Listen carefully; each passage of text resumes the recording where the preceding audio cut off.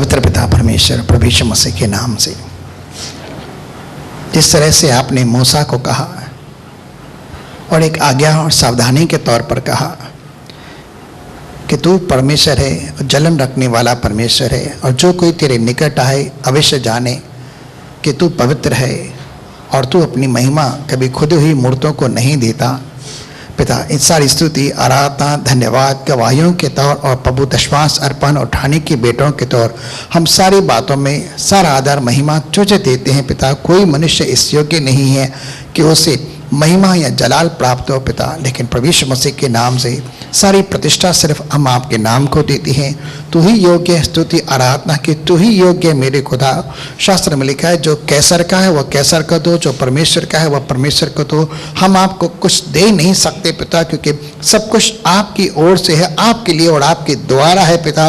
हम तो सिर्फ धन्यवाद का ही बलिदान चढ़ा सकते हैं, और तो धन्यवाद के बलिदानों से ही प्रसन्न होता है। तो हम सारी स्तुति तुझे देते हैं और प्रार्थना करते हैं प्रभु, जिन्होंने जो कुछ भी आज तेरे राज्य के लिए दिया है प्रभु, आप उनके हृदय को देकर आप उन्हें स्वर्ग से आशीष करें, जैसे तेरे दास ने जताया कि आपने स्वर्ग स्थानों के अंदर हमें हर एक आत्मिक आशीष से आशीषित किया है। प्रभु, हर एक आत्मिक आशीष तेरे लोगों के जीवन में प्रकट होने पाए। प्रभु, हम दिल से दुआ करते हैं और किसी के जीवन में कोई भी बुराई ना हो, लेकिन प्रार्थना करते हैं मसीह यीशु के नाम से हर एक के जीवन में भरपूरी हो, शांति हो, आनंद हो, स्वास्थ्य हो, जीवन हो, महिमा हो, सामर्थ हो, उन्नति हो और कुशल कल्याण हो। हम सब बातों के लिए तेरा धन्यवाद करते हैं और दुआ करते हैं तेरे दास के ऊपर विशेष अनुग्रह कर, तेरे आत्मा का अभिषेक और मसा आने दे पिता। और आज के शब्द के द्वारा हम सबको और भी तेरी उपस्थिति के अंदर तेरे निकट आने के लिए तो कृपा कर, मसीह यीशु के सामर्थी नाम से आमीन। एक जोरदार तालियों के साथ हम अपने भाई परमेश्वर की महिमा के लिए भाई हर्ष गलानी का स्वागत करते हैं।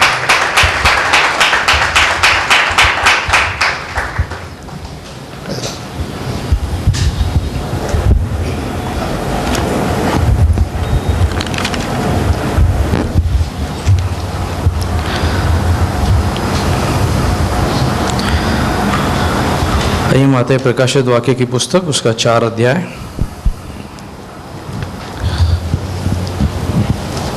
पहले पद से पढ़ना आरंभ कीजिए। इन बातों के बाद जो मैंने दृष्टि की तो क्या देखता हूँ कि स्वर्ग में एक द्वार खुला हुआ है, और जिसको मैंने पहले तुरई के से शब्द से अपने साथ बातें करते सुना था, वही कहता है कि यहाँ ऊपर आ जा, और मैं वे बातें तुझे दिखाऊंगा जिनका इन बातों के बाद पूरा होना अवश्य है। हालेलुया। अब इस बात को समझिए कि 4 अध्याय जो है, जब परमेश्वर शुरुआत करता है, इससे पहले यहाँ क्या क्या हुआ है।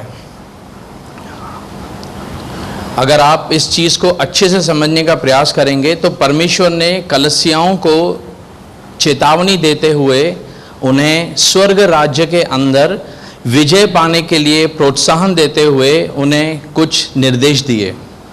हालेलुया। कि जो विजय प्राप्त करेगा मैं उसे इन चीज़ों का अधिकारी बनाऊंगा। तब जब परमेश्वर ने इस रीति से उनको जिन बातों के अंदर वे जूझ रहे थे वहाँ से बाहर आकर परमेश्वर के राज्य के लिए आगे बढ़ने के लिए प्रोत्साहन देते हुए उन्हें एक प्रॉपर तरीके से कहें कि उन्हें परमेश्वर के अंदर जड़ पकड़ के रखने के लिए प्रोत्साहन दिया। क्योंकि बाइबल कहती है शैतान जो है वह गरजने वाले सिंह के समान किस ताक में है कि हमें चीड़ फाड़ खाए। तब इस संसार के अंदर मुझे एक वाक्य याद आता है। शुरुआती दिनों में, मैं उस प्रभु के दास का नाम नहीं लेता, उसके पास एक औरत आई और उसने उनसे कहा कि आप मेरे लिए प्रार्थना कीजिए ताकि मैं मसीह जीवन के अंदर कभी भी मतलब किसी तकलीफ में ना हूँ। तब उन्होंने उसको लिए प्रार्थना की कि परमेश्वर आज की रात आप इनको स्वर्ग उठा लीजिए और इनके जीवन के अंदर, ताकि कोई भी, तो वह बहन बहुत बौखला गई और उस पर नाराज़ हो गई कि मैंने आपको ऐसा थोड़ी कहा कि आप मेरे लिए ये प्रार्थना कीजिए। तब उस प्रभु के दास ने उससे कहा कि आपने कहा कि मेरे जीवन में कोई भी समस्या ना आए इसके लिए प्रार्थना कीजिए, लेकिन बाइबल बताती है कि एक विश्वासी जब तक जीवित रहेगा शैतान उसके पीछे पड़ा रहेगा और हर दिन वह सताया तो जाएगा, लेकिन परमेश्वर उसके लिए नया मार्ग निकालता रहेगा। तो अगर आप तकलीफें फेस नहीं करना चाहते हैं तो एक ही जगह है जहां पर कोई परेशानी नहीं, वह स्वर्ग है। लेकिन अगर आप यहां रहना चाहते हैं तो आप तकलीफों का सामना करेंगे, लेकिन आपका परमेश्वर आपको हिम्मत देगा। तो आपने जो मुझसे मांगा मैंने आपके लिए वो प्रार्थना की। तो हम कैसी प्रार्थना करते हैं यह बहुत ज़रूरी है समझना। अगर हम ये सोचते हैं कि मसीह जीवन में कोई समस्या ना आए या मसीह जीवन में मुझे कहीं पर संघर्ष ना करना पड़े, यह परमेश्वर के राज्य में कहीं नहीं लिखा। लेकिन परमेश्वर के राज्य में जब हम आगे बढ़ेंगे तब शैतान पूरे जोर के साथ हमें गिराने के लिए खड़ा होगा। लेकिन परमेश्वर का आत्मा इसके लिए दिया गया है ताकि हर एक परिस्थिति में जहां भी हम कमजोर पड़ते हैं वहां पर परमेश्वर हमारा क्या है, मजबूत गढ़ है। हालेलुया। तब 2 और 3 अध्याय के अंदर परमेश्वर अपनी कलीसिया को चेतावनी देते हुए उन्हें प्रोत्साहन देता है कि तुमको जो दिया गया है उसको पकड़ के रखो। आमीन। हमको क्या मिला है? प्रभु मिला है, उसका वचन मिला है, पवित्र आत्मा मिला है और हमें क्या करना है? उसको पकड़ के रखना है। अब एक चीज को समझिए, अगर आप किसको कहते हैं कि किसी बच्चे, छोटा बच्चा है, कोई आप रास्ते पे खड़े हैं, कोई आपको आके कहता है इस बच्चे को पकड़ के रखना, तो क्यों कहता है वह पकड़ के रखना? क्योंकि वह जानता है कि अगर इसका हाथ छोड़ दिया तो ये यहां पर खड़ा नहीं रहेगा, वह कहीं पर भी आ जा सकता है। तो जब कोई व्यक्ति आपको कहता है इसको पकड़ के रखना, इसका मतलब है कि उस चीज को छोड़ना नहीं है। वैसे ही जब परमेश्वर हमको कहता है कि जो कुछ मैंने दिया उसको पकड़ के रखो, तो इस बातों को समझिए कि हमें उन बातों को कैसे पकड़ना है। और शैतान यही चाहता है कि जो परमेश्वर के लोग हैं वह परमेश्वर के वचन को, उसके आत्मा को, उसके बातों को क्या करते रहें? थोड़ा ढीला छोड़ दो। अब बच्चे को थोड़ा सा ढीला छोड़ दो, वो अपना हाथ निकालेगा कि नहीं? वैसे ही आप प्रभु के राज्य में आगे बढ़ते हैं तो आपको कैसे आगे बढ़ना है? संयम के साथ, आत्मा के साथ और जागृता के साथ। क्योंकि हमने पढ़ा था यदि तू जागृत न रहेगा तो मैं तुझ पर अचानक से आ पड़ूंगा। तो समझिए इस बात को, हम जिस समय के अंदर जी रहे हैं। हमने आखिरी कलीसिया देखी थी जो लदुकिया की कलीसिया थी, लौदकिया की कलीसिया, जो इस बात को बताती है कि कौन से समय के अंदर वह कलीसिया जिसके अंदर हम आज जी रहे हैं, अमूमन बहुत सारे आप उसके जो पढ़ेंगे वचन वो हमसे बहुत सारे लागू होते हैं। इस बात को समझिए, जहां पर परमेश्वर का वचन जो है उससे अधिक लोग या प्रचारक या बड़े बड़े जो कहें कि इन्फ्लुएंसर है, उनकी बातें मायने रखती हों।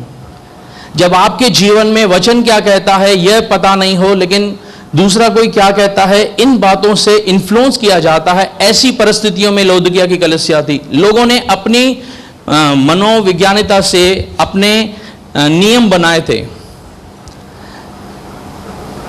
परमेश्वर नहीं चाहता है कि उसकी कलीसिया वचन से और उसकी आत्मा से परे रहे। अगर आप रोशनी से परे रहेंगे, अंधकार को बुलाने की जरूरत नहीं है। क्लियर है? इसीलिए परमेश्वर प्रोत्साहन देता है 2 और 3 अध्याय के अंदर कि जब तुम विजय पाओगे मैं तुम्हें स्वर्ग के अंदर बड़ा प्रतिफल दूंगा। आमीन। उद्धार हमें कैसे मिला है? कर्मों से, मुफ्त में मिला है। हम स्वर्ग जाने के योग्य नहीं थे, लेकिन जब स्वर्ग जाने के लिए परमेश्वर ने टिकट दी कि मेरा लहू है यह ले लो और इसके द्वारा तुम स्वर्ग आ सकते हो, उस टिकट को पकड़ के रखना बहुत जरूरी है। शैतान पूरी ताकत लगाएगा कि आपके हाथ से वह टिकट छीन ले, या तो कैसे भी निकाल दे, आपको लालच दे, आपको किसी बुराई में फंसाए। बाइबल कहती है आज हमारा परमेश्वर के पास यदि तुमसे कोई अपराध हो जाता है तो हमारा कौन है? मध्यस्थ है। कौन है? मध्यस्थ है। लेकिन वह मध्यस्थ भी कहता है कि उसका समय हो चला है, वह आ रहा है।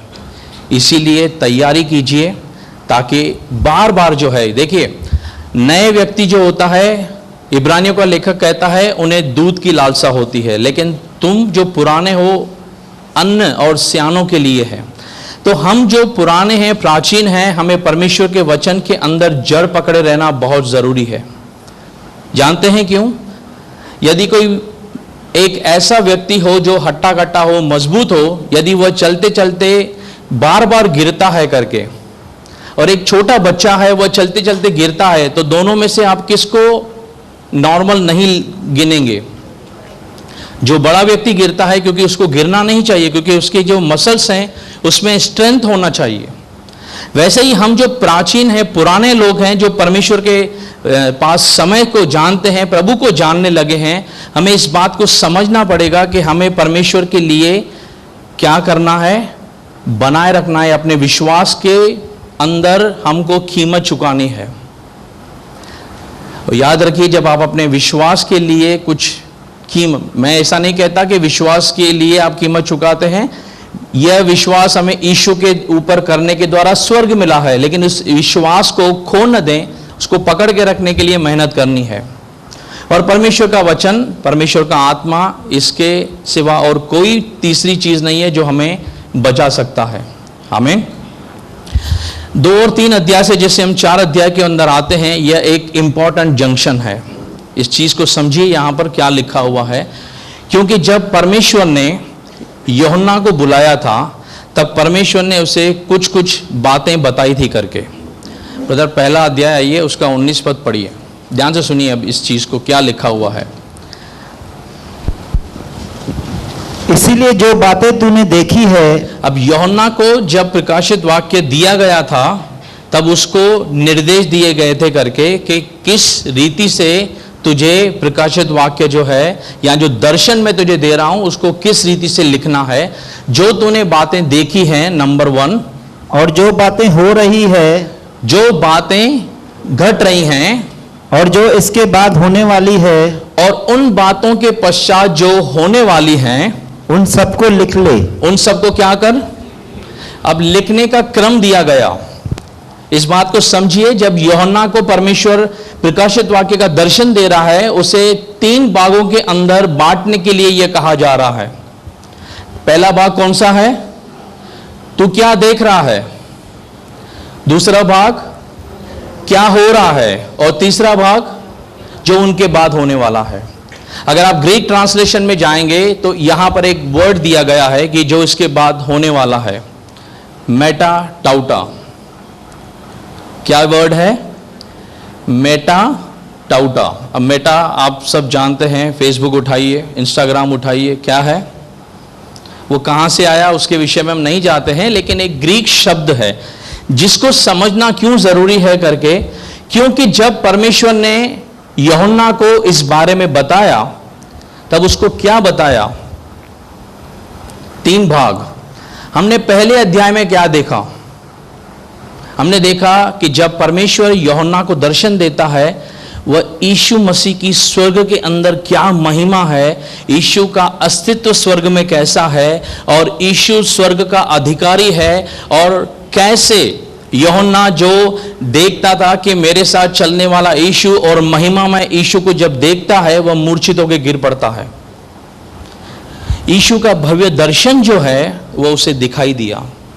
उसे पता चला कि यीशु मसीह स्वर्ग के अंदर कौन से स्थान पर रहता है। हालेलुया। और यही कलीसियाओं को बताने के लिए कि आप और मैं समझ सकें कि जिस यीशु मसीह को हम पढ़ते हैं यहाँ वहाँ कि वह गलील के नगरों में चलता था, लेकिन स्वर्ग के अंदर उसकी महिमा क्या है, कैसी है। ये मेरे और आपके लिए भी लेसन है कि हम जान सकें कि यीशु मसीह जिसको हम मानते हैं कि हमारा उद्धार करता है, वह कौन है? वह सारी सृष्टि का कर्ता है और स्वर्ग का अधिकारी है। क्या होता है इससे आपका विश्वास बढ़ता है कि सारी प्रधानताएं, सारे अधिकार, पौलुस कहता है इफिसियों 6 अध्याय में कि हर एक वह चीज जो है वह उसके सामने घुटना टेकती है। दुष्ट आत्माएं भी उसके सामने क्या है? मूर्छित हो जाती हैं। पहले उसको दिखाया गया कि वह देख रहा है कि क्या चीजें हैं जो उसने देखी, पहला पार्ट। उसके बाद जो उसने दिया, क्या घट रहा है, क्या हो रहा है, क्या था वह कलसियाओं को जब संदेश लिख रहा है, कलसियाओं का जो एक काल है, जो कलसियाओं का युग है, परमेश्वर उसे बता रहा है कि क्या बीत रहा है, उसको दूसरे मैनर में लिख ले। और ये कलसियाएं जो एशिया खंड के 7 कलसियाएं थी, मैंने आपको अगली सभा में बताया था कि तब से लेके जब प्रेरितों का युग चालू हुआ था, यीशु मसीह के जाने के बाद, हर एक कलसिया का कौन से समय में कौन सा काल रहा है। यानी पहले 100 साल तक, जैसे प्रेरितों की कलसिया जो पहली कलसिया थी, इफिसियों की कलसिया, जिसने चलते चलते अपना प्रेम खो दिया। अगली सभा में आप जाके ढूंढेंगे, आपको पता चलेगा कि आज तक वर्ष 2000 सालों में इन 7 कलसियाओं का क्या इंपॉर्टेंस है। फिर परमेश्वर से तीसरी बात कहता है, वे बातें जो इसके बाद होने वाली हैं। हालेलुया। कौन सी बातें? जो आगे वह लिखता है, जो इसके बाद होने वाली, यानी कलसियाओं का जो युग है, कलसियाओं की जो एज है, उसके बाद होने वाली है।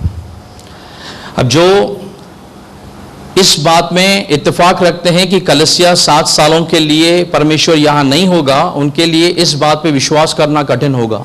लेकिन आने वाले आगे जो पद हैं उसके अंदर हम क्लियर करेंगे कि कौन सा बेस है जिसके कारण परमेश्वर जो है वह इस बात के अंदर यहां तवज्जो दे रहा है करके, क्यों उसने यूहन्ना को यह बातें लिखी। इसीलिए मैंने आपको बताया था कि जब प्रकाशित वाक्य में आप इस पद पे हम आए थे, मैंने कहा यह बेस है पूरे प्रकाशित वाक्य का। 3 भागों में यूहन्ना को लिखने की अनुमति दी गई, यानी उसे आज्ञा दी गई। पहली बात यीशु मसीह का स्वर्गीय दर्शन, दूसरी बात जो घट रही है यानी कलसियाओं का समय, और तीसरी बात इनके बाद होने वाली घटनाओं को लिखने के लिए कहा गया। तो हमने यीशु का दर्शन देख लिया, कलसियाओं का जो समय था। अब कलसियाएं जो परमेश्वर कहता है कि जब तुम विजय प्राप्त करोगे मैं तुम्हें सब कुछ दूंगा, जीवन का मुकुट दूंगा, जीवन के जल के पास लेकर आऊंगा, जीवन की रोटी खाने को दूंगा, तुम्हें अपने पास में बिठाऊंगा करके श्वेत वस्त्र दूंगा। हालेलुया। अगर आपको याद नहीं है, आप 2-3 अध्याय अच्छे से पढ़िए कि वहां पर परमेश्वर कलसियाओं को क्या क्या दे रहा है। जो विजय प्राप्त करेगा, जो संघर्ष में टूटेगा नहीं और अंतिम सांस तक वफादार रहेगा, परमेश्वर उसके लिए वह जीवन का मुकुट रखता है। हालेलुया। आपने जीवन पा लिया, आपने संघर्ष करते हुए परमेश्वर के राज्य में बढ़े, यह अध्याय आपके लिए ब्लेसिंग्स है। जो यहां सताए जाते हैं इस वर्तमान समय के लिए, जो इस समय देखते हैं कि दुनिया के लोग आरामदायक परिस्थितियों में हैं, हमें परमेश्वर के वचन के कारण सताव सहना पड़ता है, बहुत कुछ सेक्रीफाइसेस करने पड़ते हैं, यह हर एक उस चीज के लिए जो आपने मसीह में संघर्ष किया है, यहां से परमेश्वर जो है वह आपके लिए एक सुखदाई पड़ाव जो है वह लेके आ रहा है। समझ रहे हैं कुछ? जब परमेश्वर आपको इस पृथ्वी पर जो संघर्ष आपने किया उसका प्रतिफल देने को जा रहा है। तो जब इस चीज को समझते हैं तो थोड़ा ध्यान से समझिए। वापस आते हैं 4 अध्याय, उसके पहले पद में पढ़िए। इन बातों के बाद जो मैंने दृष्टि की तो क्या देखता हूं कि स्वर्ग में एक द्वार खुला हुआ है। कहां? इन बातों के बाद, यानी जो चीजें मैंने आपको बताया कि जो कलसियाओं का समय समाप्त हुआ, उसके बाद उसने दृष्टि की, परमेश्वर उसे दर्शन दे रहा है। उसने देखा कि एक स्वर्ग के अंदर क्या खुला हुआ है, दरवाजा खुला हुआ है। वह पृथ्वी से दर्शन देख रहा है, उसे स्वर्ग का एक दर्शन दिखाई देता है, जहां उसे आत्मा दिखा रहा है कि स्वर्ग के अंदर एक द्वार है जो खुला हुआ है। आगे, और जिसको मैंने पहली तुरई के से शब्द से अपने साथ बातें करते सुना था। जिसको मैंने किसके समान, किसके समान? पढ़िए पढ़िए। जिसको मैंने, और जिसको मैंने पहली तुरई के से शब्द से, यानी पहले जो मुझसे बातें कर रहा था, जिसका शब्द किसके समान था? तुरही के समान। तुरही यानी इंग्लिश में लिखा है ट्रम्पेट। इसका 1 अध्याय उसका 10 पद पढ़िए, देखिए क्या लिखा है। ध्यान से सुनिए कि मैं प्रभु के दिन आत्मा में आ गया। यूहन्ना कहता है कि जब परमेश्वर ने मुझे बुलाया, मैं आत्मा में आया।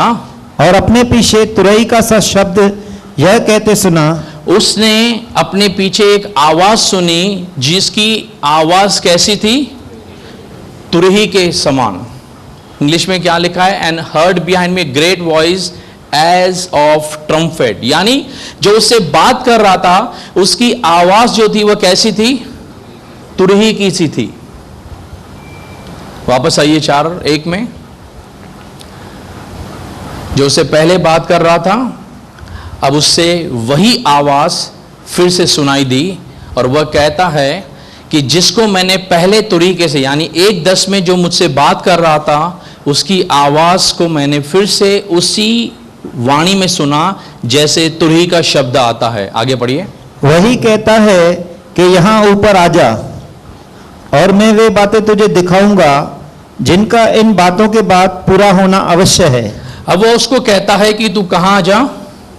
ऊपर चला आ, तू ऊपर आ जा, मैं तुझे अब यहां से वे बातें दिखाना चाहता हूं जिनका इन घटनाओं के बाद होना आवश्यक है।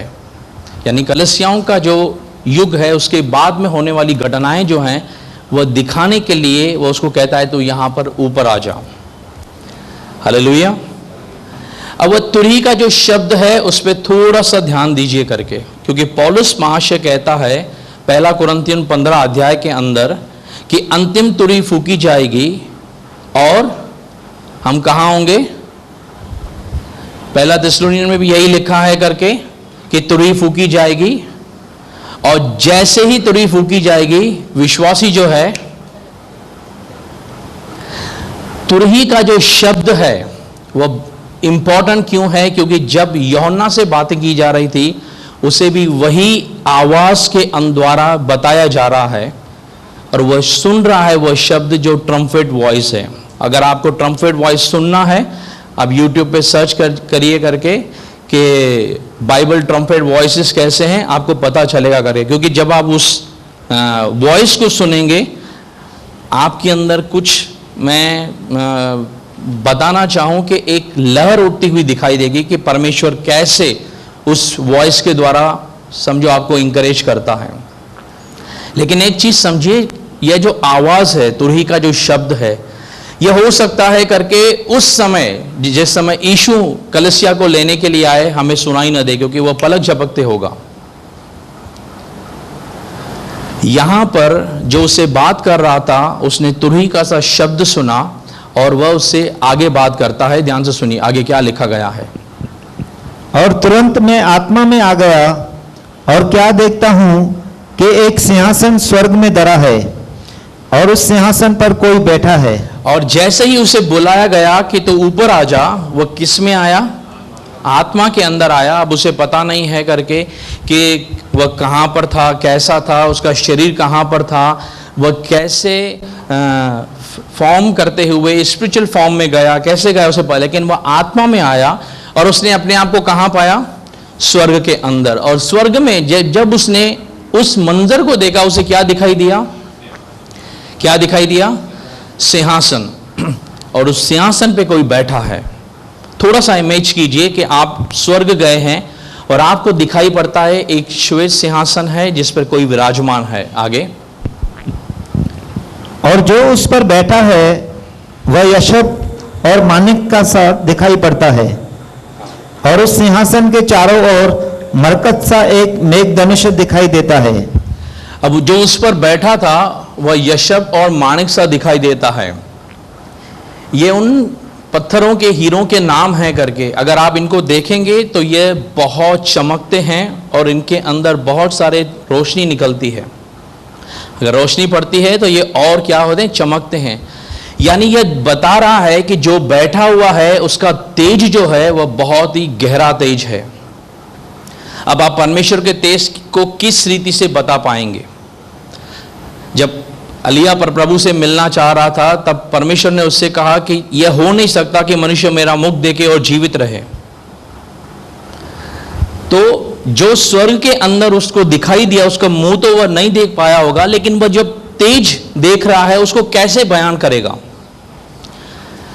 आप किसी आग को देखते हैं घर के अंदर, किचन में भी आप जब खाना बनाते हैं आग रहती है वहां पर, कहीं पर आग लग जाती है तो उसका जो फोर्स है वो बहुत लाल रहता है, तब आप कैसे बताएंगे कि भाई आग का तेज कैसा है? आप बताएंगे बहुत भड़का हुआ था, बहुत तेज थी। वैसे ही यूहन्ना अपने शब्दों में, क्योंकि उसको दर्शन की बातें बताई गई, सिंबॉलिक फॉर्म में दिया गया, वो बताना चाहता है कि जिसको मैंने स्वर्ग में बैठा देखा उसका तेज कितना है। आगे हाँ। और उस सिंहासन के चारों ओर 24 सिंहासन है। नहीं, वापस आइए 3 में। और जो उस पर बैठा है वह यशब और मानिक का सा दिखाई पड़ता है। हाँ। और उस सिंहासन के चारों ओर मरकत सा एक मेघधनुष दिखाई देता है। उसके सिंहासन के चारों ओर क्या दिखाई पड़ता है? मेघधनुष, रेनबो। जब परमेश्वर ने नूह से वाचा बांधी थी करके, या उस समय वाचा बांधी थी, तब परमेश्वर ने एक चीज को बीच में लाया था, एक प्रॉमिस करते समय कि मैं पृथ्वी को वापस से पानी से नष्ट नहीं करूंगा। उसने क्या किया? यही मेघधनुष का इस्तेमाल किया करके, कि मैं जब भी इसको देखूंगा मुझे सिमरन आएगा कि मैंने क्या किया है, प्रॉमिस किया है। अब यहां पर उसे एक मेघधनुष दिखाई देता है करके, यह इस चीज का प्रमाण है करके कि परमेश्वर जो है वह अपने वादों को सिमरन रखने वाला परमेश्वर है। जो परमेश्वर वादा करता है वह याद रखता है। यह मेरे और आपके लिए संदेश है। वह उस क्यों दर्शन के अंदर वह मेघधनुष का जिक्र करता है कि आप और मैं समझें कि परमेश्वर के पास में जो मेघधनुष बना हुआ है वह इस बात का चिन्ह है कि परमेश्वर ने मुझसे, आपसे और वचन से जो बातें की हैं, जो प्रॉमिस किए हैं, वह हमेशा से याद रखता है। हालेलुया। तो जैसे कुछ समय पहले हमने सुना था कि प्रभु ने आपसे कुछ वादा किया है तो उसको पकड़ के रखिए। अगर परमेश्वर ने आपके जीवन में कोई बात रखी है जो अब तक पूरी नहीं हुई है, होने वाली है, उसको पकड़ के रखिए। अपने आप को याद दिलाइए कि मेरा परमेश्वर ने मुझसे क्या कहा है। वो वादों को पूरा करने वाला परमेश्वर है। आमीन। आगे चलिए। और उस सिंहासन के चारों ओर 24 सिंहासन है। अब उस सिंहासन के चारों ओर कितने सिंहासन हैं? कितने हैं? हाँ। और इन सिंहासन पर 24 प्राचीन श्वेत वस्त्र पहने हुए बैठे हैं। हाँ। और उनके सिरों पर सोने के मुकुट है। अब थोड़ा सा इस वचन पे हम रुकते हैं और ध्यान से सुनिए यहां पर क्या क्या लिखा हुआ है करके। उस सिंहासन के चारों ओर कितने सिंहासन हैं? 24। कुछ लगता नहीं कि हम जब भी कोई चीज बनाते हैं हम राउंड फिगर लेते हैं, 25, 50, 10, 20। परमेश्वर ने 24 सिंहासन ही क्यों लिए? अगर उसने लिया है और जब यूहन्ना को कुछ बताना चाह रहा है, इस पे कौन बैठे हैं? नीचे क्या लिखा है? इंग्लिश में पढ़िए।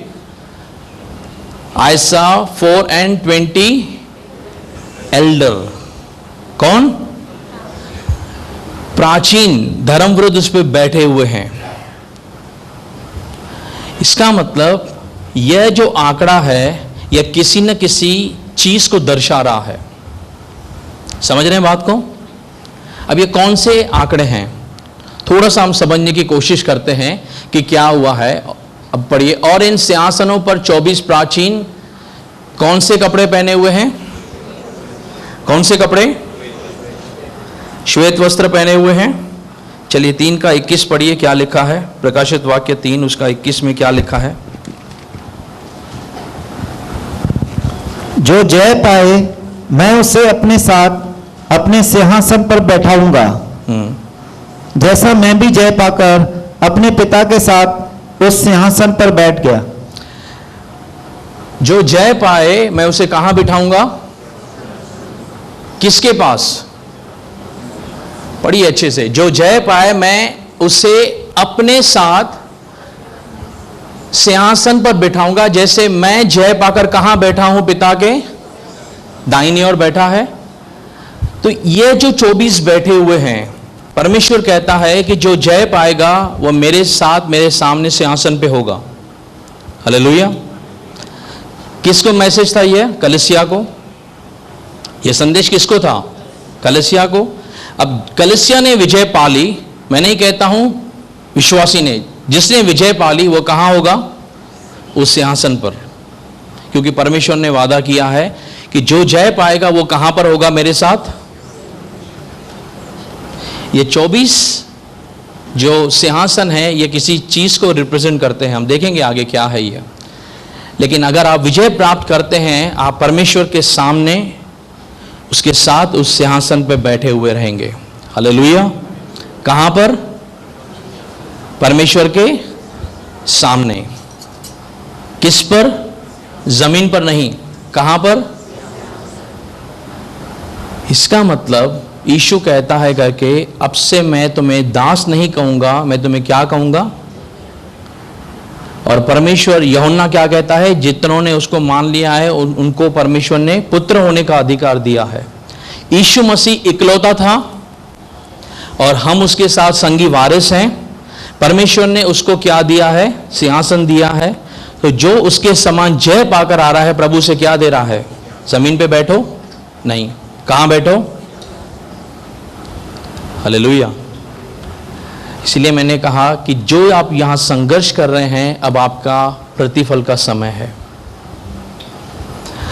वहां पर परमेश्वर के साथ, मान लीजिए उल्लासनगर के अंदर या बॉम्बे के अंदर एक मीटिंग होती है जहां आपको पता चलता है वर्ल्ड के टॉप 100 प्रभु के दास आने वाले हैं, और उसके बीच में केवल 500 ऐसी सीट्स हैं जो ऑल ओवर इंडिया के अंदर दी जाएंगी करके कि भाई आप वहां पर उनके सामने बैठ सकते हैं।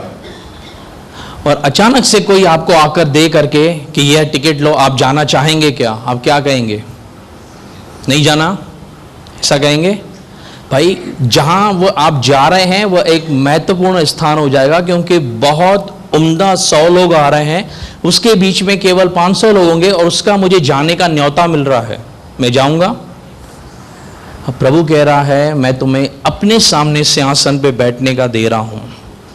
सोचिए, इससे बड़ी बात एक विश्वासी के लिए क्या हो सकती है कि परमेश्वर जहां है वहां हम जाएंगे, उसके सामने बैठेंगे।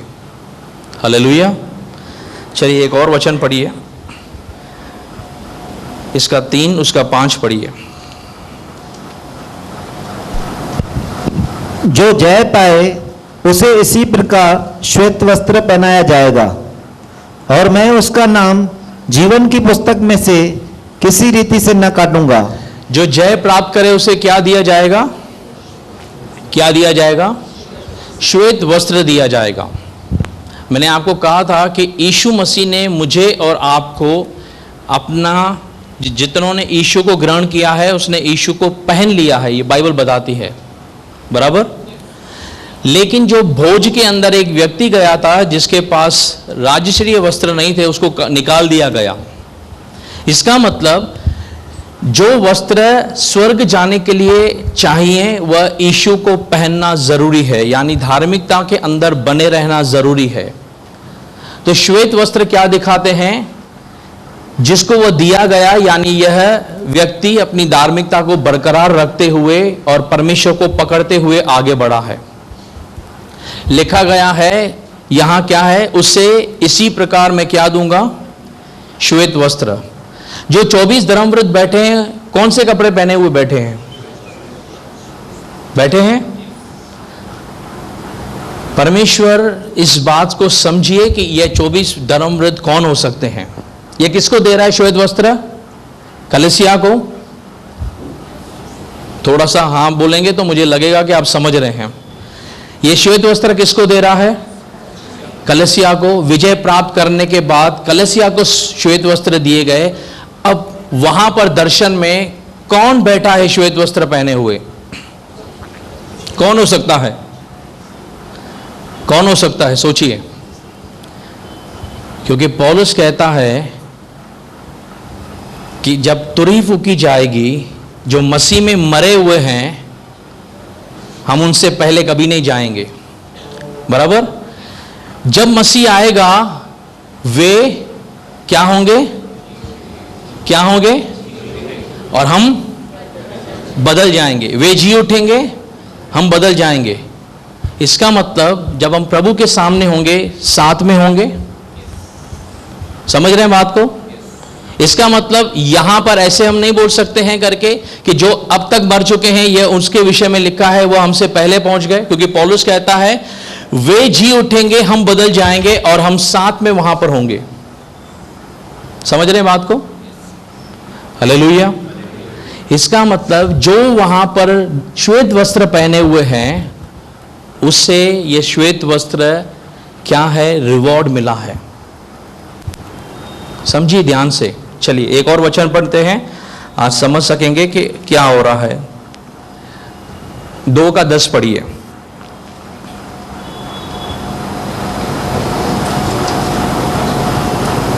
प्रकाशित वाक्य 2:10 पढ़िए। जो दुख तुझको झेलने होंगे उनसे मत डर, क्योंकि देखो शैतान तुम में से कितनों को जेल खाने में डालने पर है, ताकि तुम परखे जाओ और तुम्हें 10 दिन तक कलेश उठाना होगा। प्राण देने तक विश्वासी रहे तो मैं तुझे जीवन का मुकुट दूंगा। जब आप इस पृथ्वी पर रहते हुए प्रभु के वचन को, परमेश्वर के आत्मिक जीवन को और परमेश्वर के पास अपने विश्वासी जीवन के लिए कीमत चुकाते हुए आगे बढ़ते हैं, उसको पकड़ के रखने के लिए आप जीवन जीते हैं, प्रभु कहता है मैं तुम्हें क्या दूंगा? जीवन का क्या देगा? मुकुट। इंग्लिश में क्या लिखा है? The crown of life. अगर आप पौलुस महाशय से पढ़ें, पहला तिमोथियस 4 अध्याय में भी लिखा गया है करके कि मैं उस मुकुट को पाने वाला हूं। ऐसा नहीं है कि मैं पा चुका हूं, लेकिन मैं उसको पाने के लिए यत्न कर रहा हूं। और वह कहता है मैंने अपना काम पूरा किया है, अब मुझे क्या मिलने वाला है? क्या मिलने वाला है? मुकुट मिलने वाला है। हाँ, अब वापस आइए प्रकाशित वाक्य 4 अध्याय पढ़िए, जहां हमने छोड़ा था। और इन सिंहासनों पर 24 प्राचीन श्वेत वस्त्र पहने हुए बैठे हैं। हाँ। और उनके सिरों पर सोने के मुकुट है। उनके सिर पे क्या है? क्या है? और प्रभु ने क्या प्रॉमिस किया कि जो विजय प्राप्त करेगा मैं उसे क्या दूंगा? क्राउन। अब वह सोने का है, इससे कोई फर्क नहीं पड़ता, लेकिन परमेश्वर अपने सामने उसे सिंहासन पे अधिकारी बनाते हुए राजा दे रहा है। कोई कह सकता है कि ये स्वर्गदूत हो सकते हैं, क्योंकि बाइबल में कहीं नहीं लिखा कि स्वर्गदूतों को ताज दिया गया है, क्राउन दिया गया है। यह क्राउन है परमेश्वर ने अपने बेटों के लिए जो विजय प्राप्त करके आते हैं उनके लिए लिखा है। हालेलुया। क्योंकि पौलुस इस बात की पुष्टि करता है कि मेरे लिए एक ताज रखा गया है, मैं अपनी दौड़ को पूरा कर चुका हूं। थोड़ा थोड़ा समझिए 24 धर्मव्रत सामने कौन हो सकते हैं? आगे चलिए 5 वचन। और उस सिंहासन में से बिजलियां और गर्जन निकलते हैं। हाँ। और सिंहासन के सामने आग के 7 दीपक जल रहे हैं। ये परमेश्वर की 7 आत्माएं हैं। सिंहासन के सामने क्या निकल रहा है? बिजलियां और गर्जन। अब ये सुनने में बहुत साधारण लग रहा है, बिजलियां निकल रही हैं, गर्जन निकल रहा है, लेकिन जब बारिश के अंदर, इसी बारिश की बात करते हैं, जब बारिश जा रही थी करके, तब कुछ आवाजें जो थी ना वो बहुत पहले से क्या थी? जोरदार थी। सहमत हैं आप? अचानक से बैठे बैठे जोरदार एक झटका आता था और आवाज से सब लोग अचानक से डर जाते थे, क्या हुआ? ऐसी बिजलियां, ऐसी गर्जनें जो हैं वह उसके सिंहासन से क्या हो रहा है? बाहर आ रहे हैं। जब मूसा परमेश्वर के साथ सीने पहाड़ पर गया था, तब परमेश्वर ने मूसा को कहा था कि तू एक काम कर, अपने लोगों को तैयार कर, और पहले तो एक काम करना करके मैं उनसे मिलना चाहता हूं, तू पहाड़ के चारों तरफ एक बाड़ा बनाना और उनको वहां पर इकट्ठा करना। तब जब मूसा परमेश्वर के साथ गया था, तब प्रभु ने उसको वापस भेजा कि उनको कहे जाकर ये बाड़ा जो है वह लांग कर आगे ना आए, क्योंकि अगर इन्होंने बाड़ा लांगा तो परमेश्वर इनके ऊपर आ पड़ेगा करके। तो मूसा कहता है ये नहीं आएंगे, क्योंकि मैंने धर्मवृद्धों को वहां पर खड़ा किया है। प्रभु कहता है वापस चला जा, उन धर्मवृद्धों को भी जाके बोलकर आ, ऐसा ना हो कि वे खुद ऊपर चले आए करके, क्योंकि तू जिस स्थान पे खड़ा है वहां पर मैं दर्शन किसको नहीं दे सकता। तो मूसा जाकर उनको फिर से बोलता है, और बाइबल कहती है जब परमेश्वर उनसे मुलाकात करने के लिए आया तब वहाँ बिजलियाँ चमकने लगी, गर्जन होने लगे, और परमेश्वर उनके बहुत सारा धुआं उठाता उस जगह पर। परमेश्वर अपने लोगों के से क्या किया था? मिलने को आया था।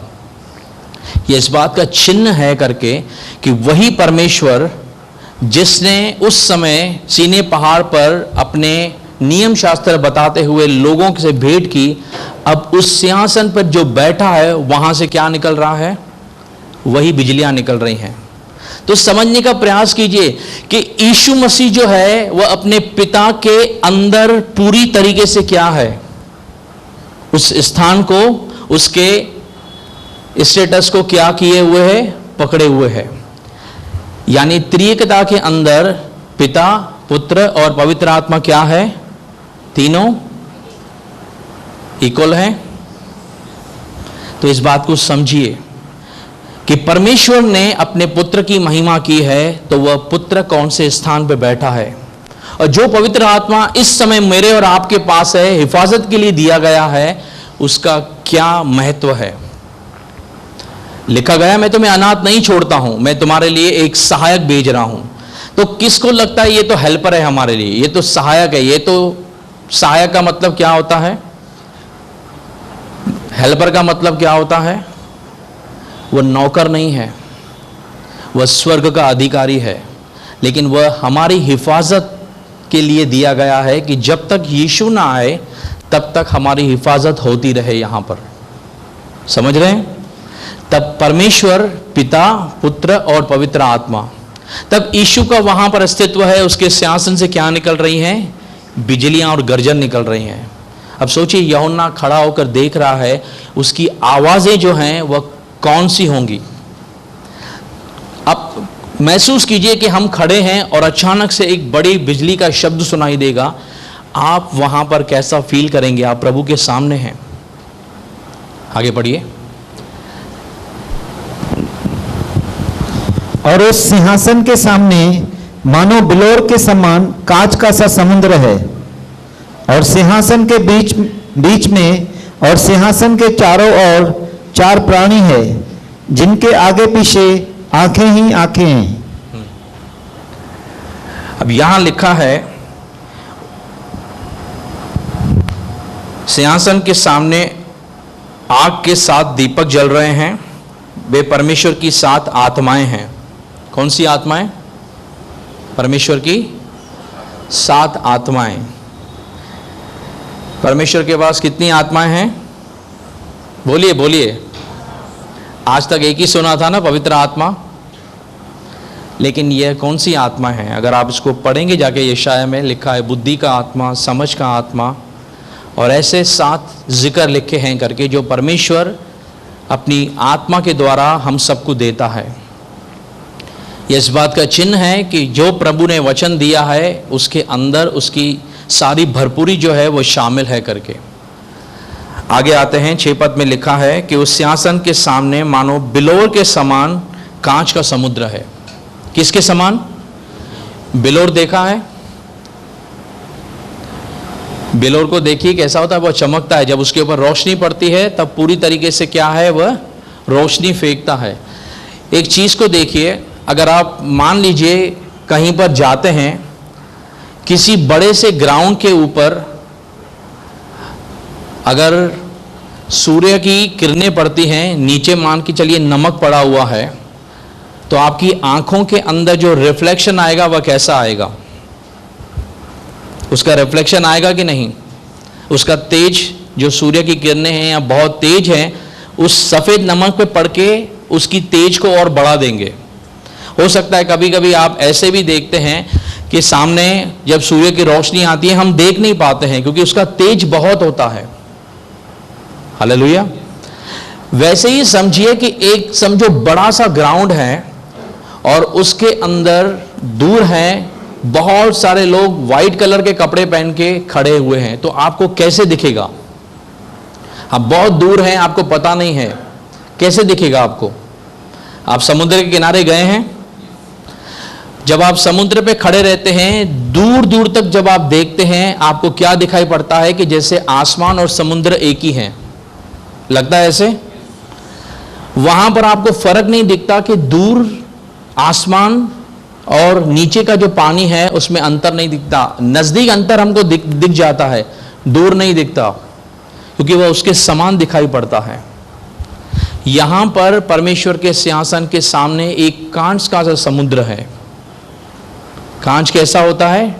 ट्रांसपेरेंट, यानी एक ऐसा जन समुदाय है उसके सामने जिसकी जो काउंटिंग है वह नहीं की जा सकती है।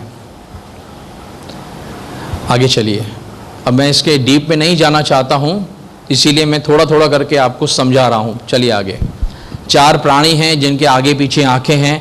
इसको थोड़े में समझ लीजिए, जब हम यहेजकेल को पढ़ रहे थे उस समय जब परमेश्वर का तेज मंदिर में आया था, तब करूबों के ऊपर आया था। अगर आपको वो सभा याद होगी करके, नई सभा याद है तो आप पढ़ सकते हैं यहेजकेल 1 और 10 अध्याय के अंदर उन करूबों का जो वर्णन था, और यहां पर जो इन प्राणियों का वर्णन है उसको समझने का प्रयास कीजिए। आगे चलिए, पढ़िए।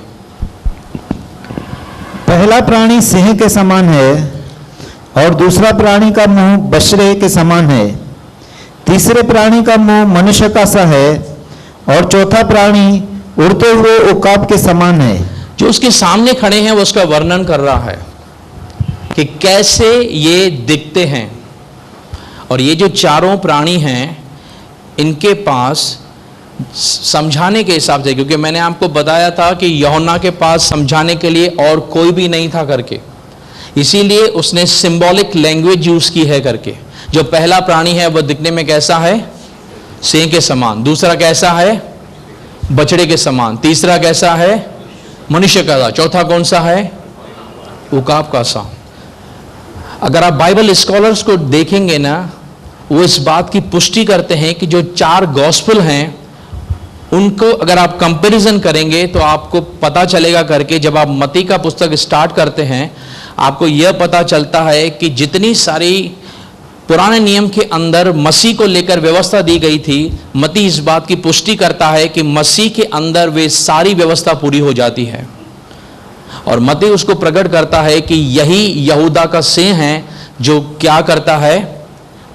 सारे पापों को और उस शैतान को क्या करता है? ढा देता है। यानी मत्ती यीशु मसीह की प्रेजेंटेशन कैसे करता है? यहूदा का सिंह के रूप में। अगर आप मरकुस में जाएंगे, वह कैसे प्रकट करता है यीशु मसीह को कि एक ऐसा आज्ञाकारी सेवक के अनुसार जिसने परमेश्वर ने जो जो कहा करके वह मानते गया और उसने मृत्यु को भी सह लिया। Obedient servant. यहां पर क्या लिखा है? दूसरा प्राणी कैसा है? बछड़े के जैसा। बछड़ा क्या करता है? लिखा गया है ना, जैसे ऊन कतरने के समय भेड़ खामोश रहती है, वह खामोश रहा, काटा गया उसको। अगर आप उसके बाद लूका के अंदर आते हैं, लूका उसको कैसे प्रकट करता है? द सन ऑफ मैन के रूप में, मनुष्य का पुत्र के रूप में करके वह पूरा क्रम अनुसार लिखता है। वह बताता है कि वह स्वर्ग का अधिकारी है करके और कैसे आया है करके। और फिर जब हम आते हैं यूहन्ना के अंदर, यहां के चौथा क्या है? उकाब। उकाब कहां उड़ता है? आसमान में। यूहन्ना सीधा आत्मिक दर्शन दिखाता है, इस बात की पुष्टि करता है कि वचन देहधारी हुआ, यानी वह स्वर्ग का था और वह नीचे आया और क्या हुआ? मनुष्य बना। वह टॉप व्यू दिखाता है, इस बात की पुष्टि करता है। यानी अगर आप इसको ऐसे भी गिने कि यह गॉस्पेल को भी दर्शाता है, तो यह यीशु मसीह के विषय में सारी व्यवस्था को पूरा करते हैं। यह चारों प्राणी जो उसके सामने रुके हुए हैं, कोई भी चीज बिना कारण के परमेश्वर के सामने नहीं है, इस चीज को समझिएगा। चलिए आगे बढ़ते हैं। और चारों प्राणियों के शेषे पंख है। हाँ। और चारों और भीतर आंखें ही आंखें हैं, और वे रात दिन बिना विश्राम लिए यह कहते रहते हैं कि पवित्र पवित्र पवित्र प्रभु परमेश्वर सर्वशक्तिमान, जो था और जो है और जो आने वाला है। अब उनके कितने पंख हैं? 6 पंख हैं। उनके भीतर और सामने आंखें हैं। अब इसकी और मीनिंग है, हम उनको दर्शन दिखाने के लिए इसको समझाया गया, लेकिन इस चीज को समझिए। और वे रात दिन बिना विश्राम लिए हुए यह कहते रहते हैं। कैसे? रात और दिन बिना विश्राम लिए हुए, यानी ये लोग परमेश्वर के सामने हमेशा, जो ये प्राणी है, बने रहते हैं और ये कभी थकते नहीं हैं। हालेलुया। इस चीज को समझिए, परमेश्वर चाहता है कि मैं और आप उसकी आराधना करें। लेकिन एक चीज को समझिए, परमेश्वर को हमारी आराधना की मोहताज नहीं है। उसके पास हर समय दर्शन, उसकी आराधना करने के लिए क्या है? क्या है? प्राणी उपलब्ध हैं। और देखिए वो क्या कहते हैं, पवित्र पवित्र पवित्र प्रभु परमेश्वर। कितनी बार पवित्र लिखा गया है? कितनी बार? क्यों लिखा गया 3 बार? एक बार भी कहा जा सकता है ना पवित्र? क्यों लिखा गया पवित्र पवित्र पवित्र? हालेलुया। क्योंकि वह बताना चाहते हैं कि अगर पवित्र है तो परमेश्वर पवित्र है, अगर पवित्र है तो पुत्र पवित्र है, अगर पवित्र है तो पवित्र आत्मा पवित्र है। हमारा परमेश्वर त्रिएक है, इसीलिए वह पवित्र पवित्र पवित्र है, सेनाओं का परमेश्वर। वे हर समय उसके पास ये क्या करते हैं? घोषणा करते रहते हैं। सोचिए, जब उसके पास ऐसे सामने हैं, उसके बावजूद भी वह चाहता है कि मैं और आप उसकी आराधना करें। समझ रहे हैं? यह पुस्तक का बेस ही यही है करके कि जिसने सृष्टि को बनाया, हम समझें उसको, हम उसकी आराधना करें। आगे पढ़िए। और जब वे प्राणी उसकी जो सिंहासन पर बैठा है और जो युगान युग जीविता है, महिमा और आदर और धन्यवाद करेंगे। जब जब ये उसकी आराधना करेंगे, जब शब्द बोलते हैं, क्या होता है? पढ़िए आगे।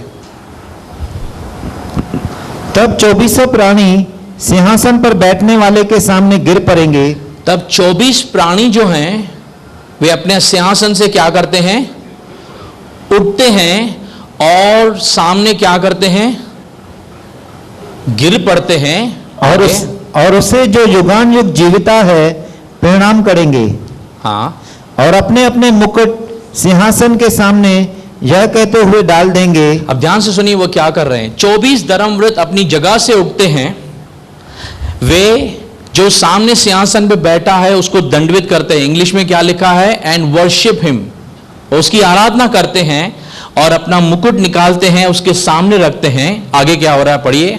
कि हे हमारे प्रभु और परमेश्वर, तू ही महिमा और आदर और सामर्थ्य के योग्य है, क्योंकि तू ही ने सब वस्तुएं सृजी और वे तेरी ही इच्छा से थी और सृजी गई। वे अपने सृष्टिकर्ता परमेश्वर की आराधना कर रहे हैं।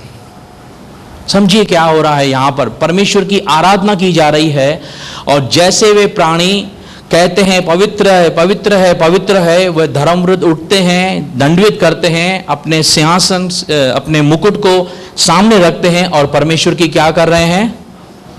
आराधना कर रहे हैं। यह सब कहाँ हो रहा है? स्वर्ग में। एक चीज मुझे आप बताइए, अगर आपको खाना बनाना नहीं आता है तो आप घर में या किसी और के घर के अंदर खाना बना सकते हैं?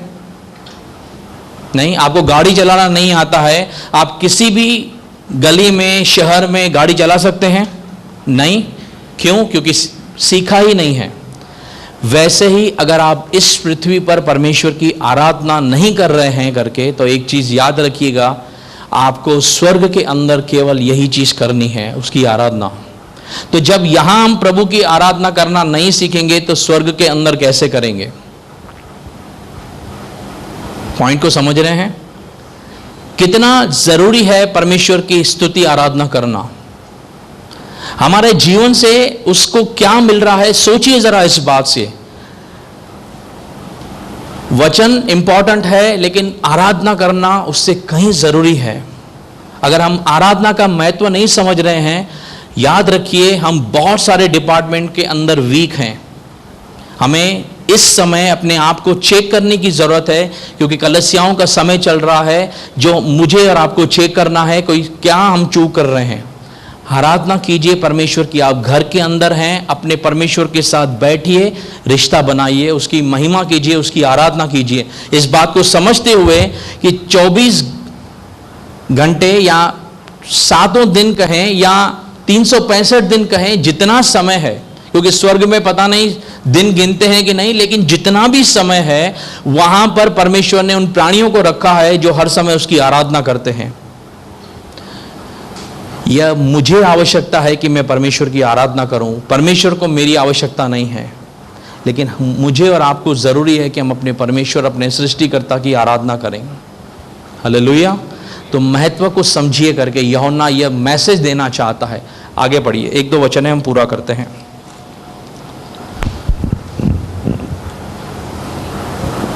और जो सिंहासन पर बैठा था, मैंने उसके दाहिने हाथ में एक पुस्तक देखी। ना 4 खत्म हुआ ना, ठीक है। इंपॉर्टेंट फैक्टर यही है, 4 अध्याय से मुझे और आपको एक संदेश क्या मिलता है। 2 अध्याय कलसियाओं के युग को समाप्त कर रहा है और आने वाला समय इस पृथ्वी पर जो होगा वो 6 अध्याय से हम देखेंगे कि क्या होने वाला है। लेकिन 4 अध्याय और 5 अध्याय जो है वह बहुत एक विश्वासी के लिए सीखने का है कि मैं मेरे परमेश्वर की आराधना कैसे करता हूँ। यह अध्याय मुझे सिखाता है कि मेरा परमेश्वर जो है वह पूरी रीति से सब कुछ बनाकर, सब कुछ उसके अधीनता में है, कंट्रोल में है। और ये 24 धर्मव्रत कौन हैं? अगर आप इस बात को समझेंगे करके, जैसे शायद पहला इतिहास उसका 24 अध्याय के अंदर ऐसा लिखा गया है कि जब दाऊद ने परमेश्वर के मंदिर के लिए याजकों की नियुक्ति की तो उनकी गिनती 24 थी। उनको लेवी घराने से चुना गया परमेश्वर की क्या करने के लिए? उपासना करने के लिए। और अगर हम ऐसा करके गिनते हैं कि परमेश्वर ने इज़राइल के गोत्रों में से कितने गोत्र को चुना है? 12। और जब उसने प्रेरित बनाए, कितने प्रेरित थे उसके? अब 12 इज़राइल के गोत्र पकड़ लीजिए और प्रेरित पकड़ लीजिए 12, दोनों को ज्वाइन कीजिए, कितना हुआ? यानी हो सकता है कि परमेश्वर इस बात की पुष्टि करना चाहता हो, हम जो हैं, पतरस बताता है मसीह के लिए एक चुना हुआ राजवंश, और कौन है? याजकों का समाज है। तो परमेश्वर जो है वह मुझे और आपको एक याजक के समान वहां पर खड़ा करता है। विजय प्राप्त करने के बाद सिंहासन दिया उसने, श्वेत वस्त्र दिए, उसने मुकुट दिया और अपने पास बिठाने का अधिकार दिया ताकि हम उसकी क्या करें? आराधना करें। क्योंकि पुराने नियम के अंदर परमेश्वर के पास कौन जा सकता था? याजक। वही रीति से परमेश्वर मेरे और आपके बीच में जब यीशु मरा तब उसने पर्दे को फाड़ दिया ताकि हमें याजक पद मिला, ताकि हम परमेश्वर के पास जा सकें। हालेलुया। तो इस बात को समझिए कि हम परमेश्वर के जब सिंहासन के सामने होंगे, हमारा आराधना जो होना चाहिए, हमारा जो प्रभु के साथ में स्तुति होना चाहिए, उसको हम यहाँ से आरंभ करें। क्योंकि जब आप यहाँ नहीं कर पाएंगे, अब वहाँ कैसे उम्मीद करते हैं हम प्रभु के सामने खड़े रह के करेंगे? समझ रहे हैं बात को? इसीलिए अगर आप कमज़ोर पड़ते हैं, आपसे नहीं हो रहा है, प्रभु की आत्मा से प्रार्थना कीजिए कि प्रभु मुझे आराधना करना सिखाइए। जब आराधना का यहाँ समय है, समय से पहुँचिए करके, जब स्तुति आराधना चल रहा है उसके अंदर शामिल होइए। आप गीत गाना चाहते हैं, गीत गाइए, घर के अंदर उसको याद कीजिए। उन गीतों को अपने घरों के अंदर भी, जब आप बैठते हैं प्रार्थना के लिए, पहले स्तुति आराधना से शुरुआत कीजिए। कोई ज़रूरी नहीं है कि आप औरों के साथ बैठते हैं तब आराधना करें, आप एकांत में बैठ के अपने परमेश्वर की आराधना कर सकते हैं। याद रखिए, जब हम स्वर्ग में होंगे वहाँ प्रचार नहीं होगा। जब हम स्वर्ग में होंगे वहाँ दूसरी कोई काउंसिल नहीं होगी, लेकिन आराधना होगी। इसीलिए उसका महत्व जानिए। और 4 अध्याय उसकी आराधना से ही पूरा भरा पड़ा है करके। तो समझिए इस बात को कि हम परमेश्वर के सामने जाना चाहते हैं तो आराधना का क्या महत्व है। आइए प्रार्थना करते हैं।